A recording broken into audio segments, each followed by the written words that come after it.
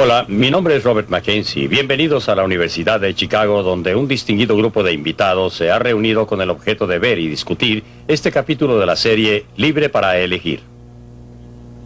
En él es examinado el movimiento del consumidor, el desenvolvimiento total de alto poder en las agencias gubernamentales, hecho que ha traído el deseo de proteger al consumidor en las últimas décadas. ¿Realmente estas agencias sirven o hay mejores métodos para proteger al consumidor? Esta es la pregunta que Milton Friedman hace en esta película.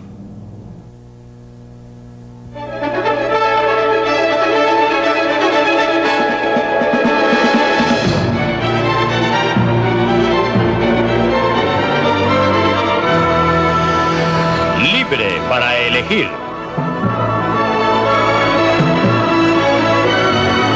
Una opinión personal de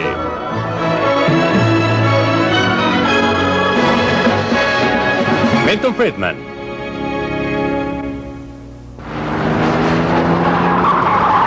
¿Quién protege al consumidor?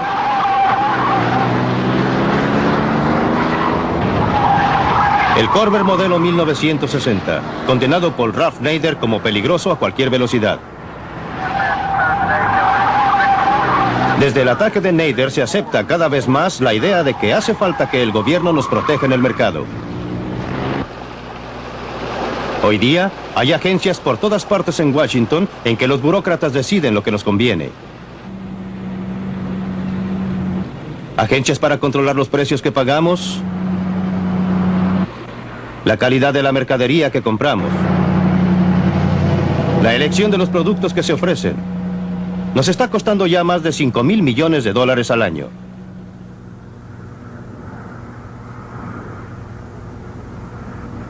Desde el ataque al Corvair, el gobierno ha gastado más y más dinero en nombre de la protección del consumidor.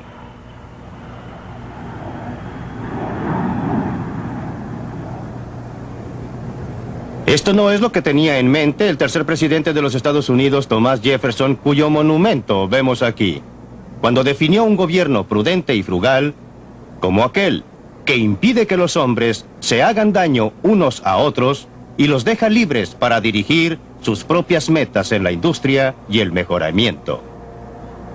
A partir del incidente del Corvair, el gobierno de los Estados Unidos se ha ido abriendo paso cada vez más entre el comprador y el vendedor en los mercados de Norteamérica. Según Thomas Jefferson y sus estándares, lo que tenemos hoy no es un gobierno prudente y frugal, sino uno despilfarrador y entrometido. Los reglamentos federales que gobiernan nuestras vidas se encuentran en muchas partes. Encontramos uno aquí, en la Biblioteca del Congreso, en Washington, D.C. En 1936, el gobierno federal fundó el Registro Federal para registrar todos los reglamentos, audiencias y otros asuntos relacionados con las agencias de Washington. Este es el primer volumen número 1. En 1936 se necesitaron 3 volúmenes como este para registrar todas las materias. En 1937 se necesitaron 4 y después más y más y más.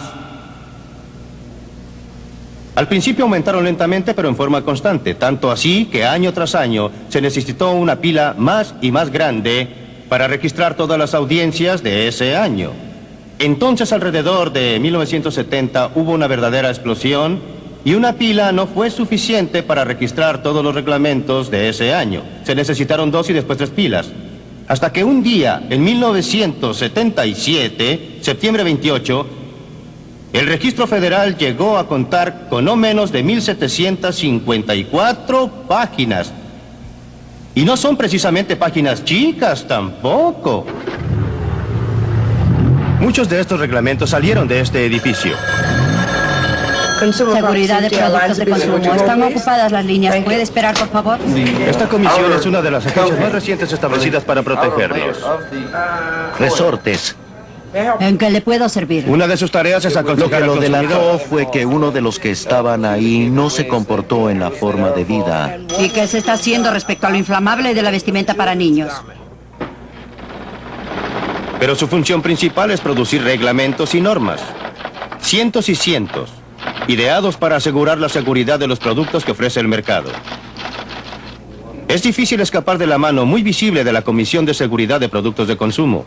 salvo en el caso de comestibles y artículos farmacéuticos, municiones y automóviles, que están regulados desde otras agencias. Tiene el poder para regular casi todo lo que se le venga en mente.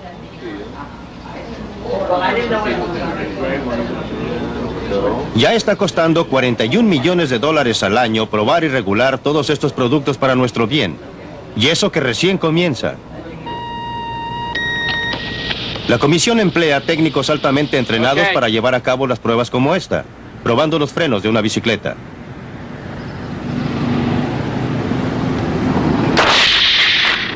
Pero el hecho es que un 80% de los accidentes en bicicleta son producto de errores humanos. Estas pruebas pueden algún día lograr frenos más seguros, pero ni eso es seguro. Lo que sí es seguro es que los reglamentos que salen de aquí harán más caras las bicicletas y reducirán la variedad.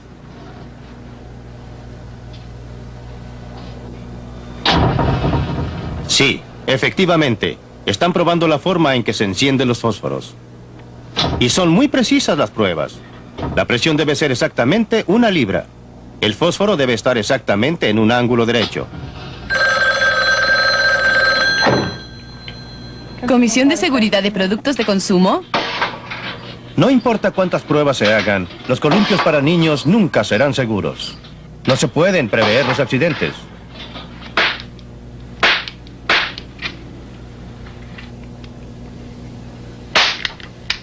Si se intenta, se termina con unos resultados ridículos. Y aunque usted no lo crea, ocupan a personas altamente especializadas para idear reglamentos y prevenir que los rifles de juguete hagan demasiado ruido.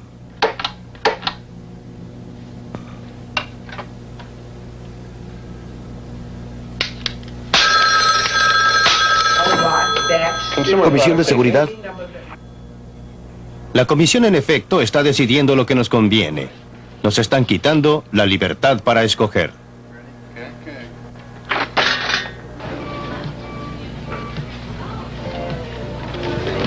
Los consumidores no necesitan estar restringidos por normas y reglamentos. Los protege el mercado mismo. Quieren los mejores productos posibles al precio más bajo.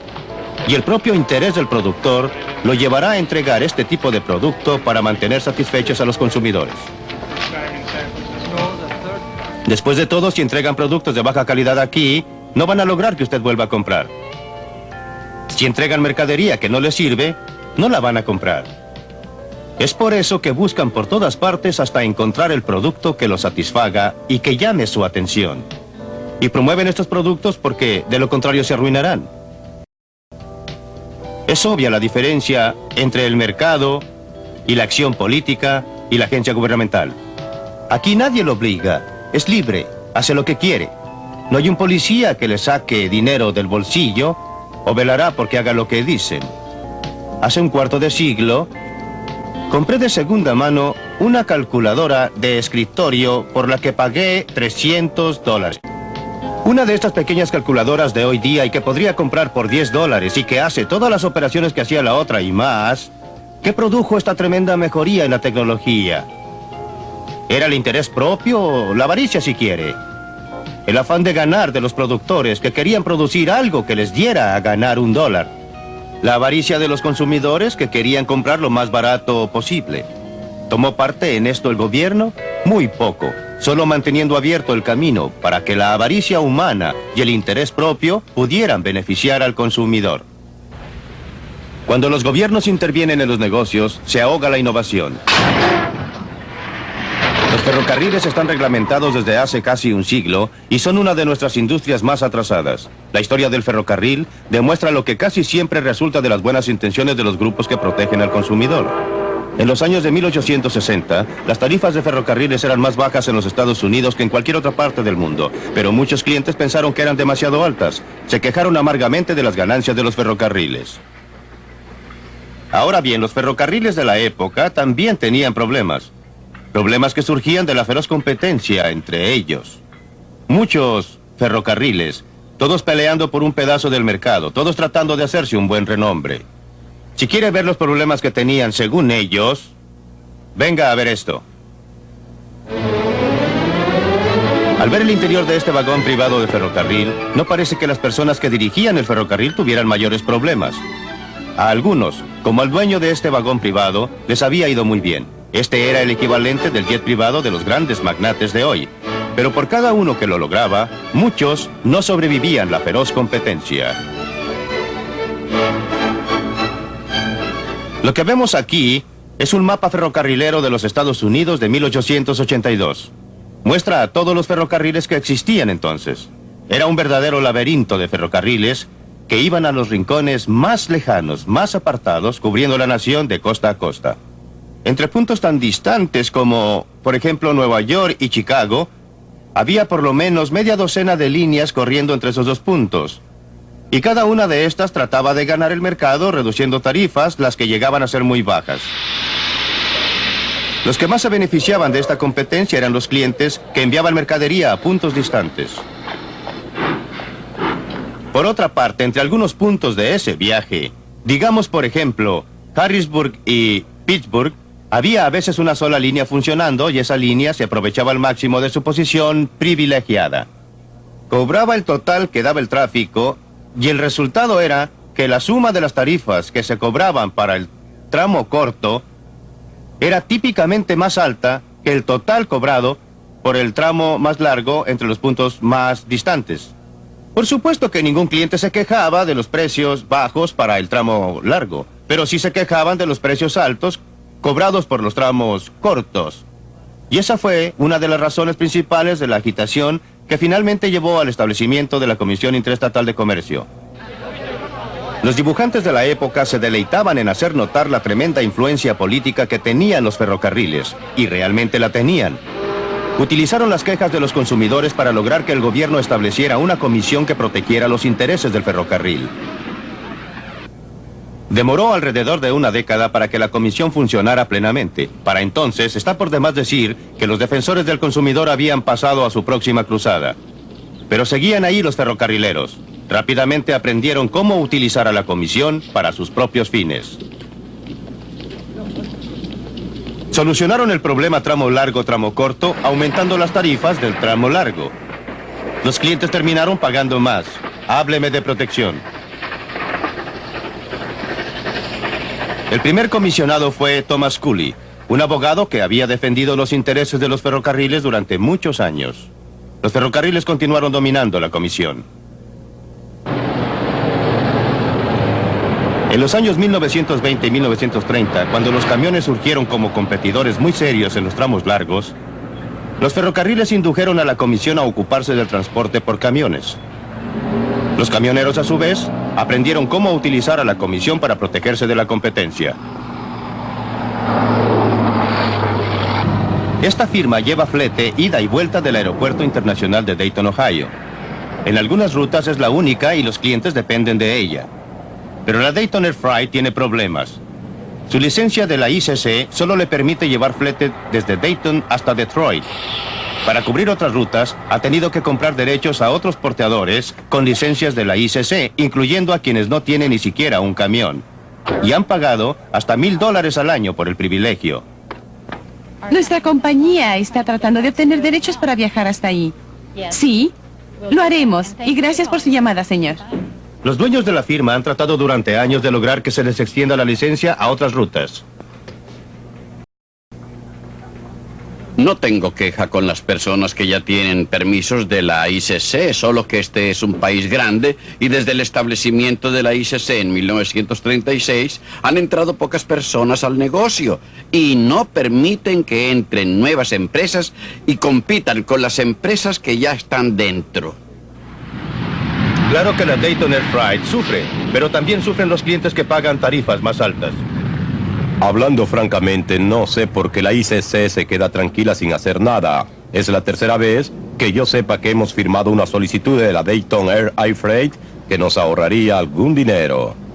Ayudaría a la libre empresa y ayudaría al país a ahorrar energía. Protegería a la empresa y país. Finalmente todo se reduce a que el consumidor financiará todo.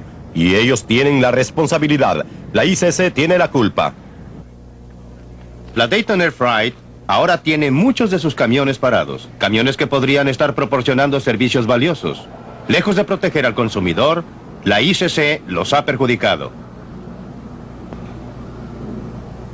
En lo que a mí concierne, no existe libre empresa en el comercio interestatal. Eso desgraciadamente ya no existe en este país. Hay que pagar por ello y hay que pagar bastante caro. Y eso no solamente significa que pagamos el precio, significa que el consumidor tiene que pagar el precio. El precio que paga el consumidor cuando se trata de medicinas podría costarle la vida. En el siglo XIX, las farmacias ofrecían un surtido impresionante de píldoras y pócimas. La mayoría no surtía ningún efecto y algunas eran mortales.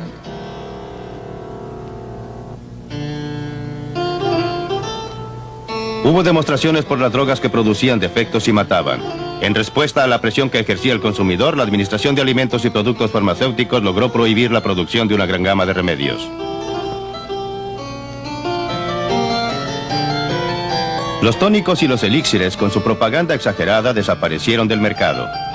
En 1962, las enmiendas Kefauver le dieron a la FDA el poder para controlar toda la línea farmacéutica en cuanto a su efectividad y su seguridad. Hoy día, todo medicamento en el mercado en los Estados Unidos debe pasar por la FDA. Es evidente que esto nos ha protegido de algunas drogas con horribles consecuencias, como la talidomida. Y también sabemos de personas que han sido curadas por drogas modernas. De lo que no se habla mucho, sin embargo, es de las drogas beneficiosas que la FDA ha prohibido.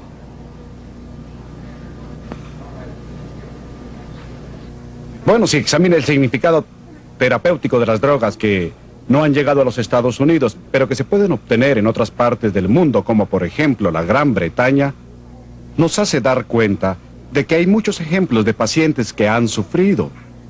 Por ejemplo, hay una o dos drogas llamadas inhibidoras beta que, según parece ahora, pueden prevenir la muerte después de un ataque al corazón. Nosotros la llamamos prevención secundaria de muerte coronaria por infarto al miocardio, las que de poder obtenerse aquí podrían estar salvando aproximadamente 10,000 vidas al año en los Estados Unidos. En los 10 años que siguieron a las enmiendas de 1962 no se aprobó ningún medicamento para la hipertensión, para el control de la presión sanguínea. En los Estados Unidos, en cambio, en la Gran Bretaña se aprobaron varios. En todo el área cardiovascular solo se autorizó una droga en los 5 años entre 1967 y 1972. Y esto se puede relacionar con problemas conocidos en la organización FDA. En estos carritos le están llevando a un funcionario del FDA los documentos necesarios para aprobar un solo producto farmacéutico. Debe ser el nuevo medicamento del que me hablaron. Le tomó 6 años de trabajo al laboratorio para que le aprobaran esta droga. 119 volúmenes. Bueno, muchas gracias. Las implicaciones para el paciente son que las decisiones terapéuticas, que antes eran responsabilidad del médico y el paciente, se toman más y más a nivel nacional por comités de expertos. Y estos comités y la agencia que representan, la FDA, están orientados principalmente hacia la eliminación de los riesgos, por lo que hay una tendencia a tener drogas que son más seguras, pero no más efectivas. He escuchado algunos juicios bastante impresionantes que se han emitido en estos comités asesores, en los que al discutir una droga se escucha una opinión como: no hay suficientes pacientes con una afección de esta gravedad para justificar la producción de esta droga para uso general. Esto está muy bien si lo que se pretende es minimizar la toxicidad de las drogas prescritas para una población masiva, pero si sucede que uno es de uno de esos pacientes no suficientes y uno tiene una enfermedad muy grave o una enfermedad muy rara, entonces es muy mala suerte. Durante 10 años la señora Esther Osdane sufrió de asma aguda. Los medicamentos que recibió tuvieron severas consecuencias colaterales. Empeoraba. Pero la droga que prescribía su médico estaba prohibida por la FDA. Así es que 2 veces al año la señora Osdane debía viajar.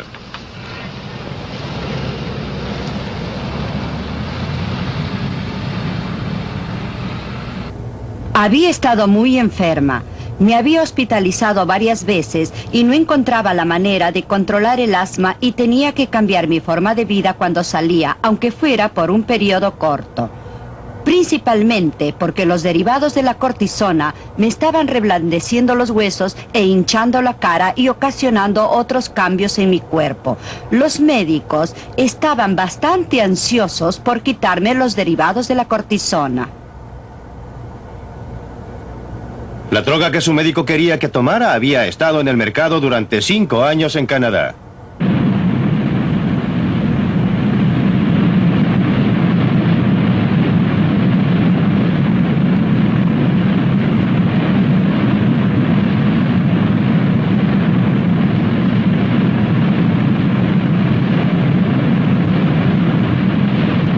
Una vez cruzada la frontera, a la altura de las cataratas del Niágara, la señora Osdane podía usar la receta que le había dado un médico canadiense.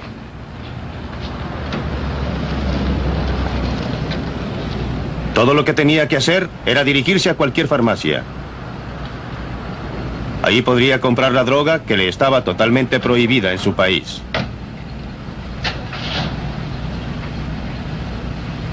El medicamento tuvo efecto inmediato.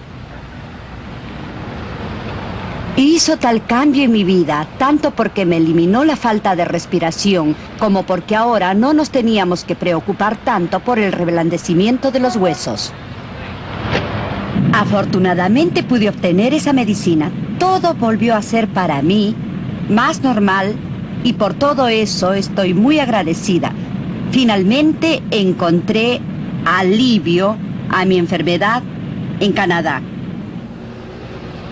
Fue fácil para la señora Osdane obviar los reglamentos de la FDA porque resulta que vive cerca de la frontera con Canadá. No todos tienen esa suerte. No es por casualidad que a pesar de las mejores intenciones la Administración de Alimentos y Drogas opera de tal manera para prevenir la venta de nuevas y potentes y útiles drogas. Póngase en el lugar de un burócrata que trabaja allí. Supóngase que aprueba una droga que resulta ser peligrosa, talidomida. Su nombre aparecerá en la primera página de todos los diarios y tendrá serios problemas. Si por el contrario, supóngase que se equivoca y no aprueba una droga que podría haber salvado miles de vidas, ¿quién lo sabrá? Las personas cuyas vidas habían podido haber sido salvadas ya no estarán. Es difícil que sus parientes sepan que existía algo que les pudo haber salvado. ¿Algunos doctores? ¿Algunos investigadores? Ellos se molestarán, ellos sabrán. Usted o yo, si estuviéramos en la situación del burócrata, haríamos exactamente lo mismo. Nuestro propio interés nos obligaría a no tomar ningún riesgo de ninguna especie, tanto como para rechazar una buena droga y estar seguros de que nunca autorizaríamos una mala.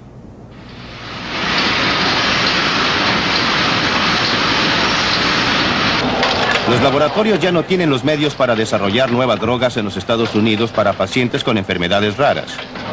Cada vez más, deben depender de drogas con grandes volúmenes de ventas. Ya 4 laboratorios han quebrado y hay menos drogas nuevas en el mercado.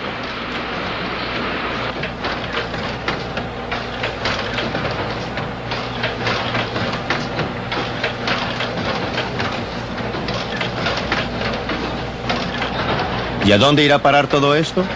No aprendimos nada de la experiencia. ¿Se acuerdan de la prohibición?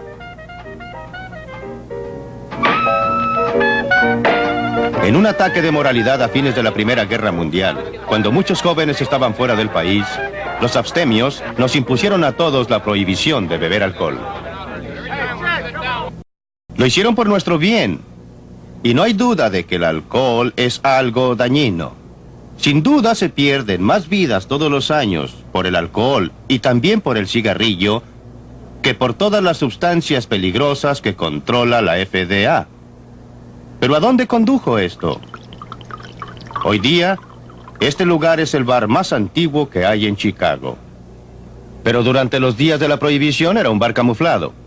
Al Capone, Bugs Moran, muchos de los gángsters de esa época se sentaron alrededor de esta barra para planear los atracos por los que se hicieron famosos.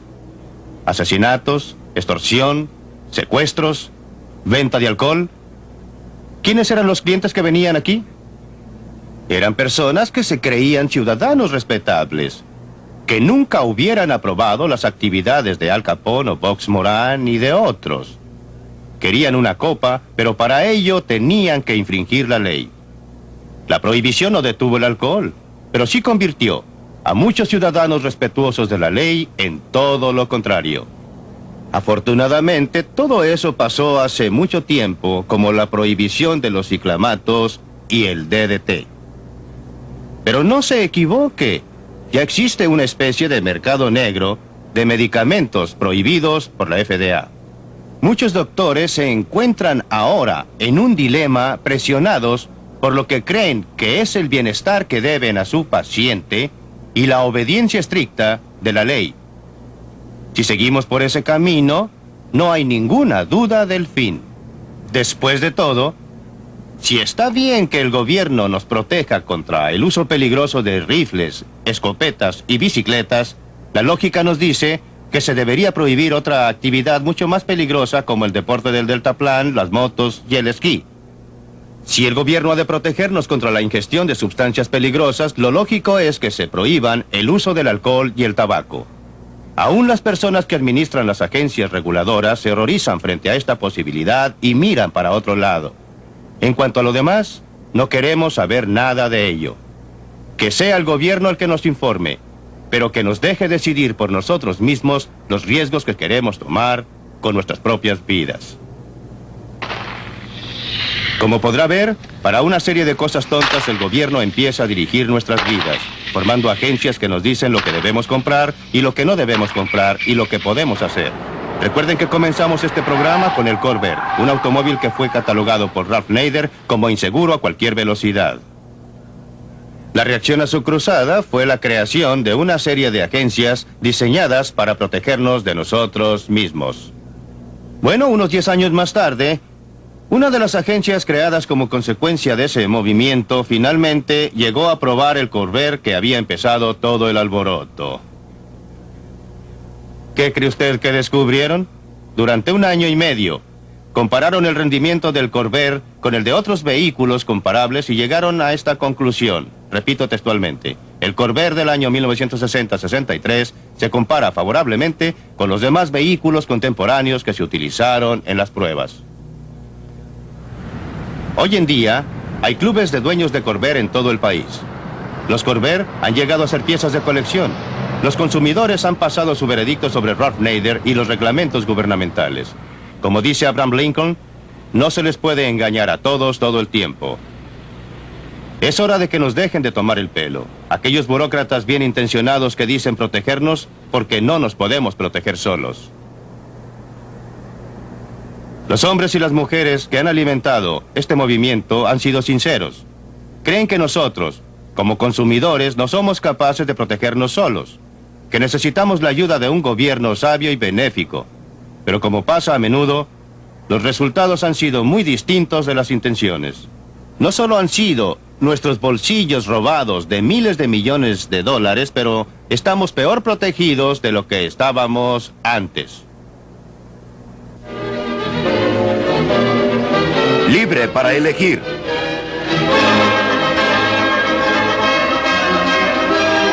Concuerdo con el señor Freeman acerca de aquellas agencias que han tenido como propósito principal el sostener económicamente alguna industria. Esto es por lo que defensores del consumidor como yo están a favor de la eliminación del ICC, el CAB y la Comisión Marítima.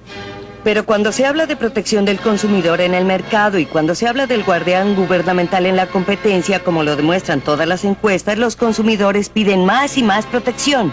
Y para dar solo 2 ejemplos de cómo no basta con informar al consumidor para protegerlo, hace 5 años no habría podido comprar en este país una cuna que tuviera los barrotes lo suficientemente juntos para no preocuparme de que el niño se pudiera ahorcar. Hasta que el gobierno y la comisión se ocuparon del asunto, el consumidor no tenía posibilidad de comprar ese tipo de cuna. Ahora los estrangulamientos han bajado en un 50%. En 1975 yo no hubiera podido alquilar una máquina Xerox. Hasta que la Comisión Federal del Comercio Antimonopolio no implantó la competencia en ese mercado, no tenía esa oportunidad y entonces en un año el precio bajó de $14,000 a $5,000. Esos son dólares que vuelven a nuestros bolsillos aparte de la baja de los traumas emocionales. Bueno, antes de preguntarle a Milton Friedman que vuelva sobre el tema, establezcamos el punto de vista de los demás participantes y expertos. Doctor Richard Landau, su opinión. Bueno, creo que el costo es desproporcionadamente grande y que los beneficios son triviales si es que los hay. Creo que quizás Milton exagera un poco al tratar de lograr su punto, pero básicamente concuerdo con él en el área que domino y que es la regulación del desarrollo de nuevos medicamentos. John Clayburgh. Bueno, en el campo de la seguridad de automóviles hemos salvado alrededor de 155,000 vidas y millones de heridos gracias a los reglamentos desde junio de 1960. Podría mencionar también el costo de choques de automóviles cada año, que es del orden de los 48,000 millones de dólares. Bastante alto cuando se compara con otras cosas, sin mencionar de nuevo el trauma humano. Bob Crandall. Bueno, creo que es imposible no estar de acuerdo con Milton Friedman sobre los efectos del control sobre tarifas del tipo económico que tuvieron que soportar las industrias y compañías ferrocarrileras y camioneras. La intención de esa legislación fue, por cierto, proteger al ferrocarril y proteger a los camiones, y lo mismo en el caso de la reglamentación marítima. Lo que sostiene las reglamentaciones es una especie de teoría populista, según la que, mediante el gobierno, se redistribuirá la riqueza de las empresas hacia los consumidores. En realidad no funciona así. No funciona así en la reglamentación económica y hay pocas pruebas de que funcione en ninguna reglamentación. En cuanto a si obtenemos beneficios de las reglamentaciones de seguridad y salud, creo que son muy recientes para poder sacar conclusiones. Bueno, ese es el área con la que quiero comenzar, porque ustedes recordarán que fue la primera parte de su argumento, la idea global de la acción gubernamental en la seguridad en el producto de consumo. Ahora bien, hasta ahora ha funcionado. ¿Cuál es su reacción, Kathleen O'Reilly? Bueno, en lo que respecta a seguridad, los fabricantes de cortadoras de pasto aseguraron durante 20 años que no podía diseñarse una segadora segura. Solo cuando la Comisión de Seguridad de los Productos de Consumo los obligó, se despertó en ellos el genio creativo y diseñaron látigos de malla en plásticos y muchas otras innovaciones, que es la causa por la que la presencia del gobierno obligó una innovación que de otra manera no hubiera sido posible. Es muy fácil ver los resultados positivos. Los malos resultados son más difíciles de ver. No ha mencionado los productos que no existen, porque el costo extra impuesto por la Comisión de Seguridad de Productos de Consumo no les hubiera permitido existir. No ha mencionado el caso del problema TRIS, que es de lo que está impregnada la vestimenta no inflamable. Aquí un caso claro de un reglamento de la Comisión de Seguridad de Productos de Consumo que tuvo esencialmente el efecto de obligar a todos los fabricantes de ropa de dormir para niños a impregnar la ropa con TRIS. Eso no es cierto. 3 años, 5 años más tarde, según la reglamentación, toda clase de ropa debía ser no inflamable. Y sucede que TRIS era la sustancia química que más fácilmente lo lograba. No es Pero cierto, déjeme de ninguna terminar manera. con mi cuento primero, porque la segunda parte del cuento es la importante. Sucede que TRIS era carcinógeno. Y 5 años más tarde, o 3 años más tarde, no estoy seguro de cuánto exactamente, la misma agencia prohibió el uso de aquella ropa de dormir y obligó a deshacerse de ella a gran costo para todos.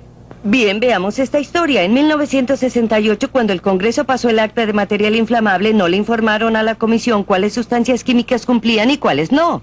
Por eso, al comienzo, cuando la industria dijo vamos a usar TRIS, la Comisión de Seguridad, luego de las pruebas iniciales, ya tenía dudas y anunció informalmente a la industria que no iba a permitir el uso del TRIS. La industria alegó, lo vamos a llevar a la corte porque el acta solo dice que tiene efecto retardante sobre las llamas. Los del gobierno no nos van a decir cómo cumplir. Y fue la industria la que obligó a la comisión a retirarse. Y No ahora estoy mismo nos lo tratando de niegan. defender a la industria, calma. No soy pro-industria, soy pro-consumidor, soy como usted. No soy pro-industria y por supuesto la industria hará cosas malas.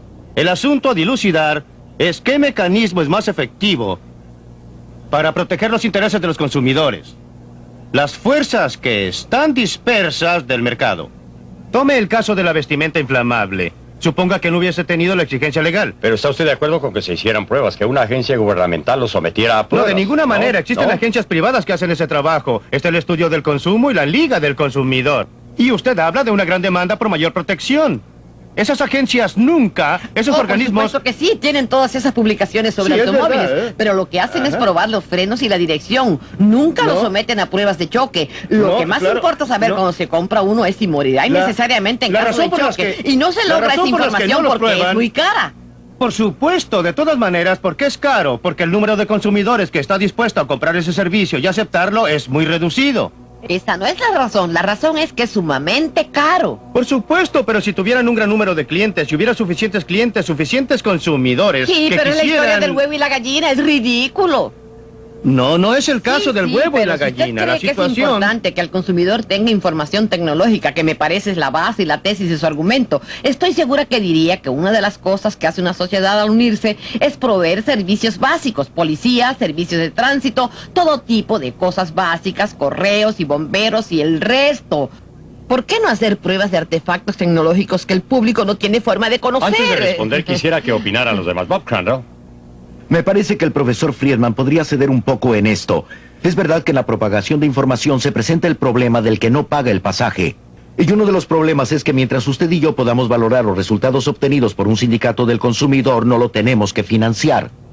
Podemos mirar por encima del hombro de otro o pedir la revista prestada en la biblioteca. No iría tan lejos como para decir que el gobierno no debería estar por ningún motivo en la tarea de generar información, aun cuando me preocupan las mismas fuerzas, esta industria nefasta de la que habla la señorita O'Reilly, con su influencia sobre cómo se prepara esa información, no veo cómo podríamos protegernos. Pero me parece que es un hecho que el mercado normal no proporciona la suficiente información. Es posible, pero el mercado proporciona y también está el que viaja gratis en el sentido negativo con la información que proporciona el gobierno, porque los que no necesitan esa información la tienen que financiar de todas maneras. Milton, no entiendo muy bien su posición respecto a este punto. ¿Está usted diciendo entonces que no debiera en ningún caso el gobierno comprobar la seguridad de productos de consumo? Estoy diciendo, y conviene separar las cosas, estoy diciendo que no cabe que el gobierno le prohíba al consumidor comprar mercadería que podría ser perjudicial. En cambio, ¿pero cómo sabía usted qué efecto tendría? Por el momento trato de separar las cosas. Existen áreas en que el gobierno debe proteger a los ciudadanos. Por ejemplo, en el caso de los automóviles... Bueno, ¿y qué hay de los niños? Los niños no escogen. No. Ellos no opinan por el solo Los hecho de padres andar toman en las los decisiones. autos. Analicemos... Pero si la industria las toma, solo no se puede podemos escoger. analizar un asunto a la vez. Es un poco difícil verlo todo un tiempo. Veamos una cosa a la vez. Yo digo que no es correcto que el gobierno me obligue a protegerme a mí mismo. Ahora bien, si el gobierno tiene esa información... ¿Tiene o la obtiene? Bueno, supongamos que tiene esa información. Entonces debería hacerla pública, ponerla al alcance de todos. El otro punto es, ¿existen circunstancias en que el gobierno debiera reunir esa información? Es posible que existan circunstancias, deben ser consideradas una por una. A veces hay, otras veces no. Aunque ahora yo quisiera que regresáramos al área de la señora Claybrook. El problema de las bolsas de aire. Cierto. Si entiendo bien la situación y no sé nada sobre los aspectos técnicos del asunto de la bolsa de aire en un automóvil, ella está destinada a protegerme a mí como conductor. No evita que yo tenga un accidente o que le haga daño a otra persona porque se activa solo en caso de accidente. Pues bien, ¿por qué no puedo yo tomar esa decisión? ¿Quién es usted para decirme que debo gastar no sé cuánto, 200, 300, 400 dólares en esa bolsa? Lo que decimos es que cuando un automóvil choca contra una pared a 50 kilómetros por hora, los del asiento delantero deben tener protección automática incorporada en el auto. ¿Deben? ¿Por qué deben? Es una ¿Pero por qué mínima. deben? No me Bueno, importa si se trata de una bolsa hay de dos aire o un razones. cinturón de Una seguridad. es que el derecho sagrado a la vida es algo muy respetado en este país. Es más valiosa para mí que para usted. Mi vida es más valiosa para mí.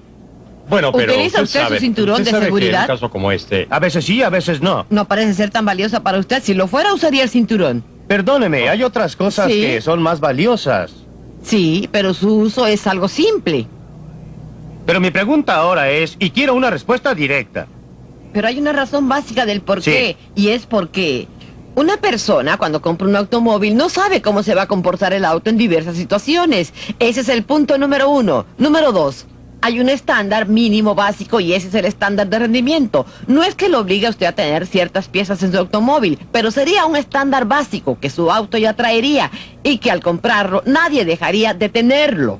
De manera de evitar heridos innecesarios en las carreteras, el costo para la sociedad, el costo para el individuo y los traumas para sus familias. Usted sugiere teóricamente que es mucho mejor que la gente salga y se mate, aun cuando no sepa qué es lo que le va a pasar cuando choquen. Usted está evitando el punto principal. Si usted tiene esa información, désela. El punto en discusión no es el de proporcionar la información o no. El punto es, ¿qué derecho tiene usted de obligar a alguien a gastar dinero para proteger su propia vida? No la de otras personas, solo la de él. Y la otra pregunta que le voy a hacer es, ¿Duda usted por algún momento de que prohibiendo el alcohol salvaría muchas más vidas en las carreteras que con la bolsa de aire, los cinturones de seguridad? ¿Se opone usted a la prohibición sobre la base de principios o solo porque la legislación no sería efectiva? Me opongo a la prohibición porque no creo que dé resultado. Por eso me opongo a ella. Ahora suponga que realmente resultara. Quiero llegar al asunto de los principios. ¿Sí? Suponga que estuviera convencida que realmente resultaría. Suponga que la prohibición podría resultar. ¿Estaría usted de acuerdo con ella? No, estoy en favor de la fabricación de productos. Estoy en favor de la fabricación de productos que sirvan al público. Me fascinaron algunos de los comentarios al comienzo. Todos concuerdan con que las agencias antiguas eran malas. Pero las de hoy no las hemos podido analizar. No, los está llevando a su red. No estuvieron de acuerdo con eso. En fin, siga usted con su teoría. Cuando usted habla del principio básico es: denme la información, déjenme escoger por mí mismo. Sí, esa es la meta final. Porque en cualquiera de las audiencias a las que haya asistido, y pido a cualquiera que demuestre lo contrario, si se trata de bolsas de aire o de ese o sacarina o lo que sea, nunca están las víctimas. Tampoco los que perdieron un brazo por culpa de una segadora. Nunca comparecen para decir: gracias a Dios que me dieron el derecho de llegar a ser lisiado. Nunca se escucha a una víctima dar gracias al gobierno por haberle dado la opción. Nunca se ha oído a la víctima agradecer al Departamento de Justicia por Doctor no Ladole, enjuiciarla. prometí que usted podría hacer una observación sobre ese punto. Bueno, cuando se usó el DES para retener los embarazos hace 25 y 30 años, había cero evidencia de que causaría cáncer en la gente, menos en los niños de las mujeres embarazadas. Está si ignorando usted los dice estudios que de 1941. no hubo investigación en 1941. Esta es mi área de conocimiento. Soy endocrinólogo. No hubo nada. Bueno, hay una cantidad. No sigamos por ese Déjeme camino, preguntarle, por sí, favor. déjeme preguntarle a la señorita sobre algo que no entiendo. Si el problema de los medicamentos es que no hay competencia, hay varios laboratorios en los Estados Unidos y en Ese el es mundo, uno de ellos. en el mundo entero, como la reglamentación que está diseñada para mantener ciertos productos fuera del mercado, es decir, para restringir aún más el surtido de medicamentos, va a fomentar la competencia o la innovación. En realidad, todo lo que yo he aprendido en economía me lleva a pensar que esto está destinado a reducir la competencia. Y uno de los grandes beneficios de la reglamentación de los medicamentos es que si soy una compañía farmacéutica con un medicamento antiguo y muy probado en el mercado, querría que se mantuvieran fuera los nuevos productos. Creo que ahí está la lección que se aprende del control gubernamental, sea esta la Administración Nacional de Seguridad en Carreteras por los niveles de economía de combustible, sea por medicamentos, o sea el control de la producción. El efecto es anticompetitivo, de ningún modo favorece la competencia. Si yo me explayara un poco sobre lo que dice Bob, él y yo, estoy seguro, todos los economistas estaríamos de acuerdo en que la forma más eficaz de estimular la competencia sería abrir totalmente el comercio y eliminar los aranceles. Las medidas más anticonsumo que se encuentran en los estatutos son las restricciones al comercio exterior. ¿A la Federación de Consumidores de Norteamérica ha atestiguado en contra de los aranceles? Ni siquiera se nos ha pedido. Ahora bien, la Administración de Alimentos y Medicamentos, y aquí, doctor, sé que usted tiene un interés especial en esto. ¿Cuál fue su reacción al análisis de Milton respecto al fracaso? Bueno, creo que es aún peor que el análisis de Milton o del análisis que hace el Dr. Wardle. Si uno pudiera examinar las innovaciones en medicamentos durante los últimos 25 a 30 años, vería que la mayoría de los medicamentos, que todos aceptarían como milagrosos, salieron al mercado antes de la enmienda Kefauver. Son las enmiendas de 1962. Exactamente. Bueno, la enmienda de 1962, como dice Milton, en realidad dio eficacia a la reglamentación de seguridad. Los encargados de aplicar esta ley fueron los que la echaron a perder. No veo cómo uno podría objetar la ley en sí misma. Lo que pasó fue que los que la administraron se volvieron locos con la seguridad. Lo único que se alteró de la ley fue lo relativo a su eficacia. Por lo demás, las dos cosas están íntimamente ligadas. Para una enfermedad grave como es el cáncer, habrá que tolerar un medicamento peligroso. Para tratar un dolor de cabeza deberá ser muy, pero muy seguro. Ahora bien, esto es una cosa sabida, pero los encargados llegaron a ponerse medio histéricos con la talidomida. Y la nueva legislación que yo creo fue propuesta por Kefauver para que lo hicieran presidente perseguía hacer bajar los precios de los medicamentos. Pero la reglamentación no ha logrado más que obstruir. Hoy, en vez de que las 3/4 partes de los medicamentos consumidos en el país sean desarrollados aquí, lo es solo una 1/4 parte, el resto proviene de fuera.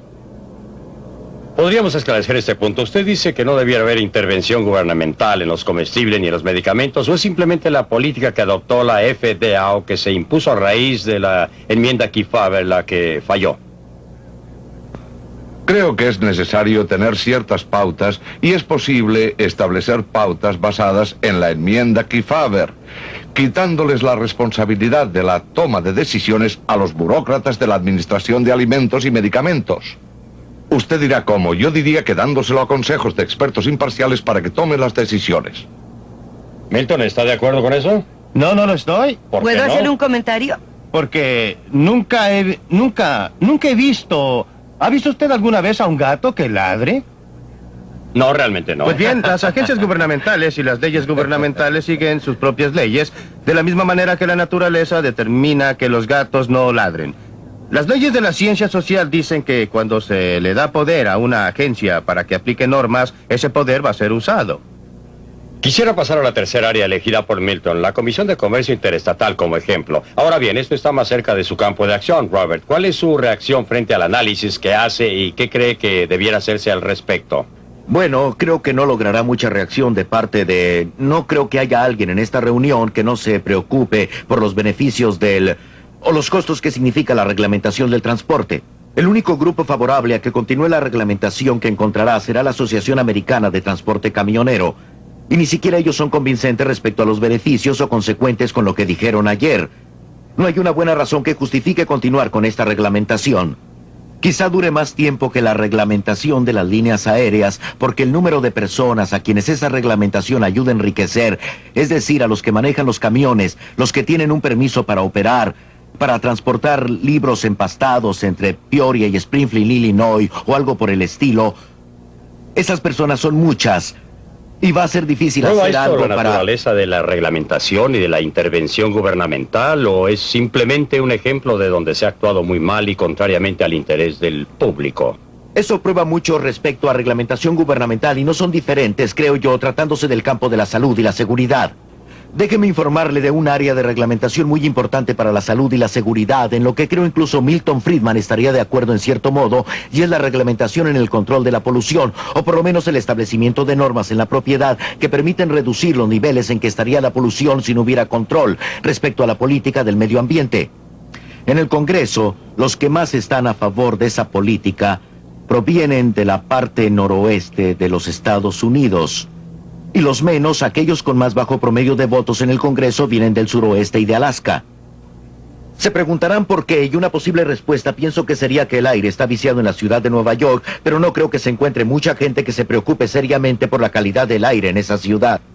En Nueva York lo que les preocupa son sus perspectivas de empleo y el valor de sus bienes. De no haber una política del medio ambiente en este país, lo que pasaría es que el comercio se trasladaría al suroeste y al oeste de los Estados Unidos. Por consiguiente, los parlamentarios del este están muy a favor de una política que prohíba, mediante el control de la polución, prohíba una total gravitación. ¿Está usted también en favor de eso? La forma que asume, pero lo usan como excusa, tal como usarán otras excusas, digamos, ante la agencia de la señorita Claybrook para solicitar reglamentos estrictos y poder promover el valor de su producto. Antes de volver a la ICC, que es precisamente lo que quiero hacer, Milton, ¿cuál es su reacción al tema de la polución? Bueno, él y yo estaríamos de acuerdo en la posición de que hay cabida para que el gobierno se preocupe de la polución. Estaría de acuerdo. En segundo lugar, en que las técnicas que se utilizan actualmente para controlarla son terribles y son las que son precisamente por las razones que él describe, porque son una manera eficaz de usar la excusa de la polución para fines muy distintos. Esa es una de las formas en las que los gobiernos maullan, si se me permite volver a mi gato.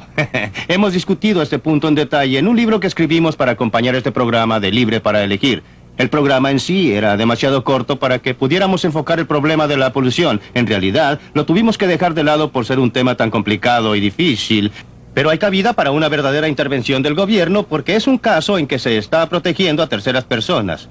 En cada uno de los casos válidos, en mi opinión, para que haya intervención gubernamental debe ser para proteger a terceros. Hay razón para usar frenos porque se protege a terceras personas. Ese es un asunto totalmente diferente. En mi opinión, no hay razón para imponer el uso de una bolsa de aire, pero sí la hay para usar los frenos.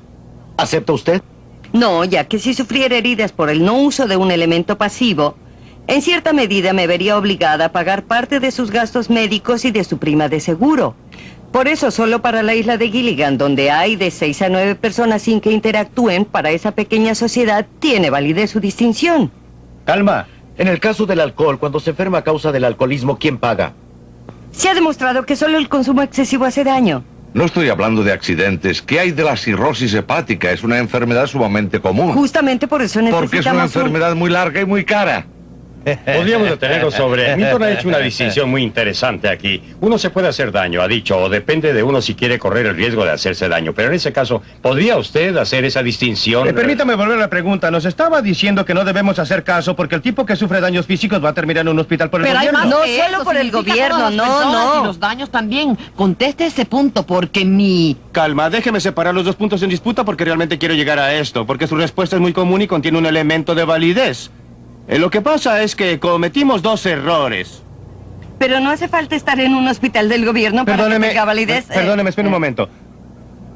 El problema con su respuesta es que está diciendo que un mal justifica otro. Creo que deberíamos tener mucha menos intervención del gobierno incluso en estas áreas. Y no estoy dispuesto a seguir una política que implicaría decir... usted. Cualquier persona circula con un rótulo en la espalda que dice propiedad del gobierno de los Estados Unidos. No mutile, no pliegue o no corchetee. ¿Está usted en favor de la intervención del gobierno en las áreas donde, por ejemplo, los abogados y la industria óptica no permitían a sus miembros hacer publicidad? Hasta que la comisión intervino de modo que ahora los consumidores tienen la posibilidad de hacer comparaciones. Está entrando en otras áreas, pero mi respuesta es muy breve, ya que no conviene discutir esto aquí. Estoy en contra de las medidas del gobierno que permitieron a esas organizaciones tener el poder de impedir la publicidad. Pero no eran del gobierno. Ahora bien, mire, decía Bob Crandall. Bob Crandall decía que en lo que hace a la Comisión Interestatal de Comercio no hay argumentos de defensa. ¿Hay alguien que discrepa de esto o los aplastamos a todos? Esto parece ser el área donde, por lo que yo sepa, no es posible encontrar a alguien discrepando, aun cuando una de las presentaciones más efectivas de lo que andaba mal con el ICC fue hecho por uno de los grupos de Ralph Nader. Quizás usted haya estado asociado con ese grupo. Eso es lo que realmente me sorprende. En el fondo hay aquí gente como Ralph Nader y su grupo que echan una mirada al ICC. ¿Y cuál es la solución que recomienda? Más de lo mismo. Otro tipo de regulación. No. El único problema es que no era la gente adecuada quienes estaban regulando. Esto no es cierto. Esta es una exposición completamente... Usted trabaja falsa. para Nader, ¿verdad? Sí, claro. Ahí está la solución del doctor Landau para el problema médico, que la regulación la haga la gente adecuada. Esto no refleja de ninguna manera la diferencia entre la ICC y la regulación en el campo de salud y seguridad. Comprende dos puntos. Uno se refiere a los aspectos económicos y los beneficios para la industria. Otro se refiere a la necesidad de proteger la vida humana. Perdóneme, puede terminar. El segundo punto se refiere a lo que usted mencionó de relaciones con terceras personas. Usted habla de frenos porque tiene efectos sobre otras personas, pero además hay otros efectos. Por ejemplo, si estas terceras personas no usan casco y los atropella con su motocicleta, usted tendrá que pagar elevadísimos daños a terceros porque ellos no tomaron las precauciones debidas en el camino público. Y surge la pregunta, ¿el camino público deberá ser usado en tal forma que pueda producir daños? Nada de lo que dos personas hacen en el mundo, nada queda aislado. Todo tiene grandes efectos sobre terceros, pero tiene que guardar las proporciones. Y lo importante es que la intervención del gobierno tiene efectos sobre terceros. Cuando el gobierno interviene en estos asuntos, lesiona a terceros. Me saca dinero, me reduce mi libertad, restringe muchas actividades alrededor del mundo. Los beneficios en el campo de los automóviles llegan a ser 55,000 muertes menos. Esta es una ¿Quieres estadística decir? muy dudosa, porque una vez más, cada uno de los estudios toma en cuenta los beneficios y no el costo. Es falso que los estudios no hayan tomado en Me cuenta refiero los a costos costos. en vidas humanas. No miraron. Déjeme clarificar esto, no miraron, Milton, no por alcanzo a ejemplo. entenderlo. ¿Podría explicar lo que quiere decir? Ajá. Sí. Miremos el automóvil. Haciendo subir el precio de los automóviles, aumenta el interés por mantener automóviles viejos en circulación. El aumento de la edad del automóvil obra en contra de la seguridad. Cuando usted aumenta la seguridad de los vehículos para que la gente pueda... La gente conduce con mayor velocidad o con menos cuidado. Hay más muertes entre los peatones, creo. Es una teoría que carece de pruebas y ya ha sido rechazada. Y de hecho, todas las economías en vidas humanas podrían... ¿Por quién? Pues ¿Usted? no, hay una serie de estudios incluso de ya Yale, veo. Cooper de Yale y otros. Pero lo más importante es que la reglamentación que ha estado en vigencia durante los últimos 10 años demostró que ha habido un descenso en las muertes por accidentes de automóvil. Déjeme volver a lo anterior. Sí. Vea, lo que más ha influido en la economía de vidas humanas ha sido la limitación de velocidad a 55 millas por Pero hora. no, esto no es cierto. Y esa reglamentación no corresponde Sí, pero también es un a una reglamentación de seguridad. Ha sido introducida principalmente para ahorrar gasolina. Es una reglamentación. Sí, bien, referente a la Pero su reglamentación. declaración no es correcta, en el sentido que la economía en vidas humanas haya venido principalmente de la limitación a 55 millas, pero había 55,000 muertes menos debido a las reglas de seguridad. Perdóneme. Ajá. Ha habido 55,000 muertes menos según sus estimaciones. Otras estimaciones... Yo no, sino el Contralor perdóneme, General. también otras estimaciones. La estimación que hizo el profesor Persman de esta universidad en un estudio muy serio estimó que no había economía en vida humana cuando uno tomaba en cuenta todos los efectos indirectos. Ahora bien, el estudio que él hizo quizá no esté en lo correcto. No creo que lo No esté. estoy tratando de decir que... Pero quizá el otro estudio tampoco esté en lo cierto, ¿eh? Sí, bueno. ¿Qué opina de eso, ah? La ventaja está del lado de los consumidores. No, le ruego me perdone. Si la gente quiere exponer su vida, allá ella. ¿Está volviendo a decir que usted no estaría en favor de una prohibición del plan Delta, eh? Preguntamos a la industria automotriz Eso es mucho más peligroso. ¿Prohibió acaso el autódromo de las 500 millas de Indianápolis? Preguntamos a la industria automotriz cuánto se ahorraría si eliminaran las normas de seguridad introducidas en 1968 y la respuesta fue esta: no podríamos quitarlas, el público ya se acostumbró al parabrisas laminado que no les abre el cráneo, a la columna de dirección que cede, al tablero acolchado. Esta es la norma de la sociedad, pero la reglamentación cambió la manera de pensar del público y la percepción de lo que es posible. Y así, lo que usted sugiere es que la reglamentación del gobierno solo produce cosas que el público no quiere. Pero Perdóneme, usted no tiene puede usted ningún abonar a su cuenta derecho de... todo lo que pasó en ese campo. Los frenos en las 4 ruedas fueron instituidos aún antes de la existencia de la reglamentación. Dejemos esta materia por esta semana y Por lo que esperemos insisto estar que la juntos en el industria nuevo no es episodio necesario la que- semana que sigue.